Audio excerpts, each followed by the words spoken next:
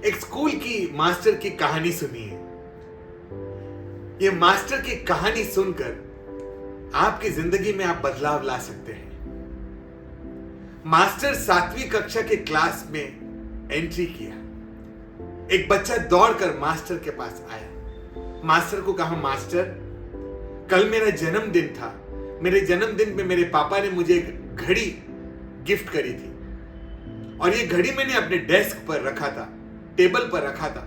पता नहीं पिछले 2 मिनट पहले था, अब वो है नहीं वहां पर।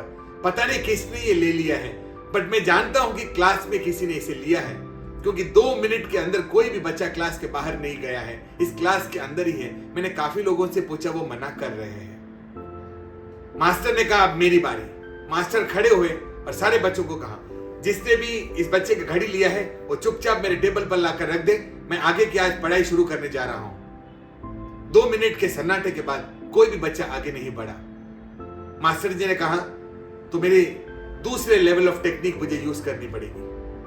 मास्टर ने कहा, ठीक है, अगर कोई आगे नहीं आ रहा है और घड़ी अगर इस क्लास के अंदर ही है तो सारे बच्चे ऐसे काम करें कि वो दीवार की तरफ टर्न कर ले, अपनी आंखें बंद कर ले और अपने पीछे अपने बैग रख दे। मैं हर बच्चे को चेक करूंगा और लास्ट बच्चे तक चेक किए बगैर मैं इस क्लास को आज आगे कुछ भी नहीं पढ़ाऊंगा। बच्चे सारे टर्न हो गए, दीवार की तरफ फेस किए और आंखें बंद करे, बैग नीचे पैरों की तरफ रखे हुए। मास्टर जी ने हर बच्चे के जेब को टटोलता टटोलता आखिरी बच्चे तक टटोला और कुछ देर के बाद मास्टर जी अपने टेबल पर जाकर बैठ गए और बच्चों को कहा, अपने अपने जगह पर जाकर बैठ जाए। बच्चों ने आंख खोलकर देखा तो मास्टर जी के टेबल पर घड़ी था। मास्टर जी ने वो बच्चे को बुलाया और कहा, ये ला आपकी घड़ी, ये लो मेरा बच्चा, ये घड़ी आपका यही है ना? बच्चे ने कहा, यही है। बच्चे ने जाते जाते मास्टर जी से पूछा, क्या मैं जान सकता हूं कि आपको किसकी जेब में ये घड़ी मिला? मास्टर जी ने कहा, आपको बेटा घड़ी से मतलब, घड़ी ले जाइए।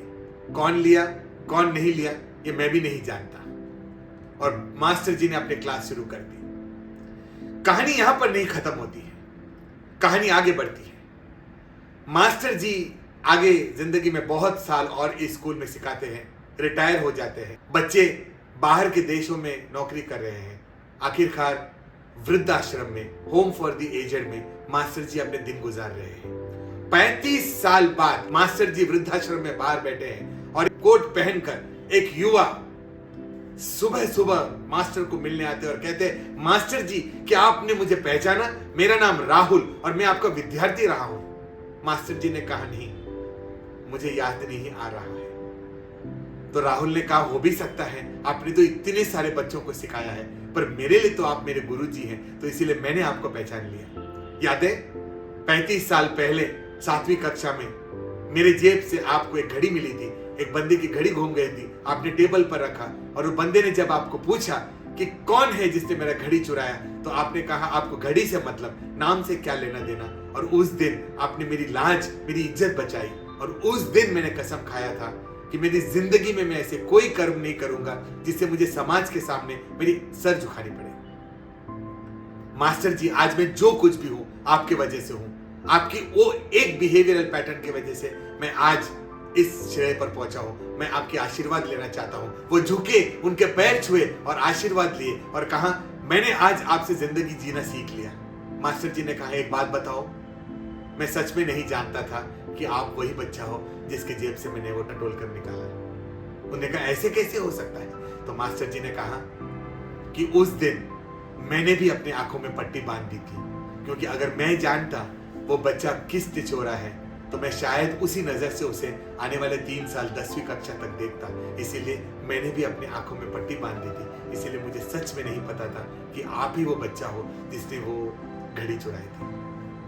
बच्चे ने फिर मास्टर जी के पैर छुए और कहा, माय गॉड मास्टर जी, मैं जिंदगी की सबसे बड़ी सार आपसे सीख रहा हूं और मैं यह सार लेके यहां से जाना चाहता हूं। मास्टर जी ने कहा, आप आ ही गए हो तो आओ, मैं आपको जिंदगी की एक और सूत्र देता हूं, जीवन जीने की तरीका।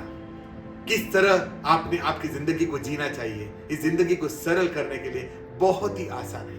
वो कहते हैं, ये रहा मेरा सूत्र। जिंदगी में अगर सक्सेस पाना है, अगर अच्छी तरह से जीना है, तो कुछ चीजें सब्र करके, कुछ चीजें बर्दाश्त करके और बहुत कुछ चीजें नजरअंदाज करके जी लेना चाहिए।